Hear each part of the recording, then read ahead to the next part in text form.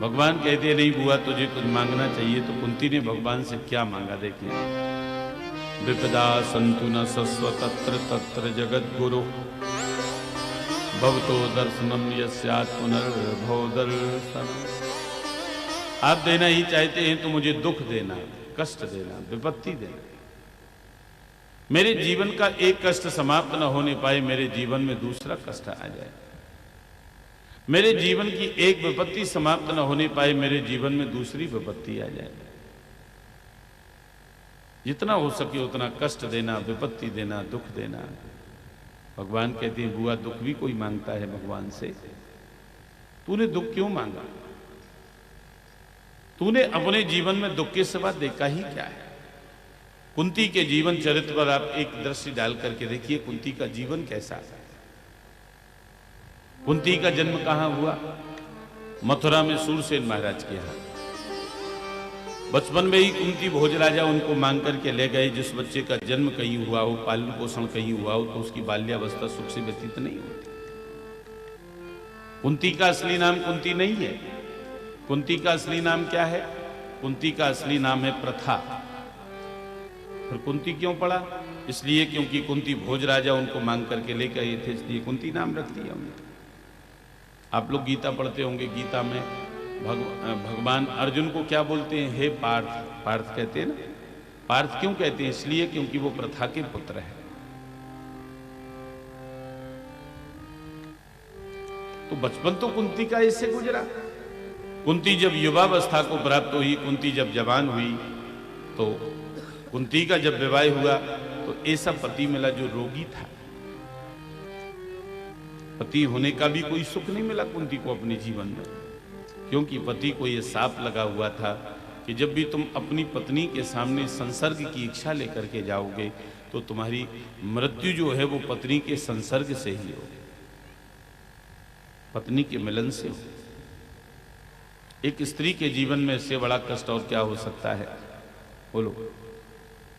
विवाह हुआ पर पति का कोई सुख नहीं मिला कुंती को, क्योंकि पति को शाप लगा था कि पत्नी के सामने जब भी तुम संसर्ग की इच्छा लेके जाओगे तो तुम मर जाओगे।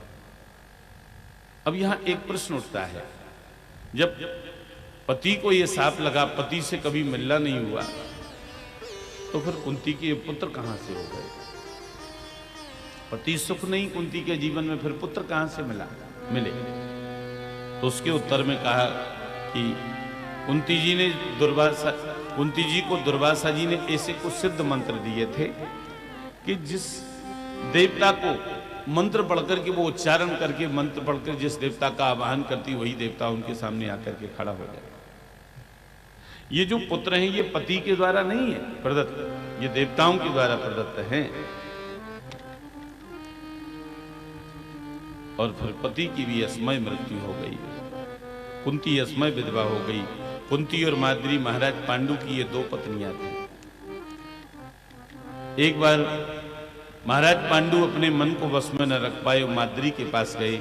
माद्री ने कहा कि देखो तुम्हें सांप लगा है, हमसे तुम ऐसा दुराग्रह मत करो। माद्री ने रोका, लेकिन पांडु महाराज इतने कामासक्त हुए कि अपने मन को वश में न रख पाए और उनकी मृत्यु हो गई। माद्री ने कुंती से कहा, बहन मेरी वजह से पति का देहांत हुआ है, मैं पति के साथ में सती हो जाऊंगा। कुंती असमय विधवा हो गई। एक विधवा नारी के जीवन में इतना कष्ट, 5-5 पुत्रों का पालन पोषण करना, उस स्थिति में जब गांधारी के 100 पुत्र कुंती के 5 पुत्रों को मारने के लिए प्रयत्नशील रहते थे। कभी विष दे के मारना चाहते हैं, कभी जल में डुबा के मारना चाहते हैं, कभी लाक्षा भवन में जला के मारना चाहते हैं।